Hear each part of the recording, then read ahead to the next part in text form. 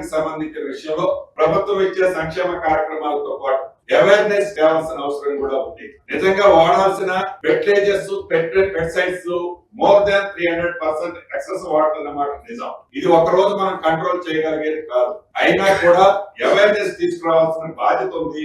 ఆ డైరెక్షన్ లో ఈ 99 డేస్ ప్రోగ్రామ్ లో రైతుల్ని అవేర్ చేసే దాంట్లో కూడా మనం ప్రాపర్ గా సాయిల్ టెస్టింగ్ లో కానివ్వండి, వాడాల్సిన ఎరువులు, పెస్టిసైడ్స్ లో కానివ్వండి, చేంజ్ ఆఫ్ క్రాప్ విషయంలో కానివ్వండి, అన్ని విషయాల్లో రైతాంగాన్ని అవేర్ చేయాల్సిన బాధ్యత ఉంది. వాళ్ళని అవేర్నెస్ చేయగలిగినట్లయితే తప్పకుండా భవిష్యత్తులోనైనా ఆ ఫ్రూట్స్ రైతులకు అందుతాయి. కాబట్టి అవసరమైతే దానికి మీరు నేర్చుకున్న షెడ్యూల్ కంటే ఎక్కువ టైం పెట్టుకోండి. అవసరమైతే శాస్త్రవేత్తలు తీసుకురండి. ఈ రైతులని కొన్ని ప్రాంతాలు మండలము, కాన్స్టిట్యున్సీ ఒక యూనిట్ తీసుకొని ఏదైనా పరిసర ప్రాంతాల్లో ఉన్న లేటెస్ట్ టెక్నాలజీ, ఈ క్రాప్ చేంజెస్, ఇతరత్ర దానికి సంబంధించిన దాంట్లో కూడా వాళ్ళకి అవేర్నెస్ చేస్తే 1% 2% రిజల్ట్ మనకి ఇమీడియట్లీ కనబడ్డా భవిష్యత్తులో అది 100% రిజల్ట్ రావడానికి స్కోప్ ఉంటుంది. కాబట్టి ప్రభుత్వ ఖర్చులతో తీసుకెళ్ళండి. We don't mind.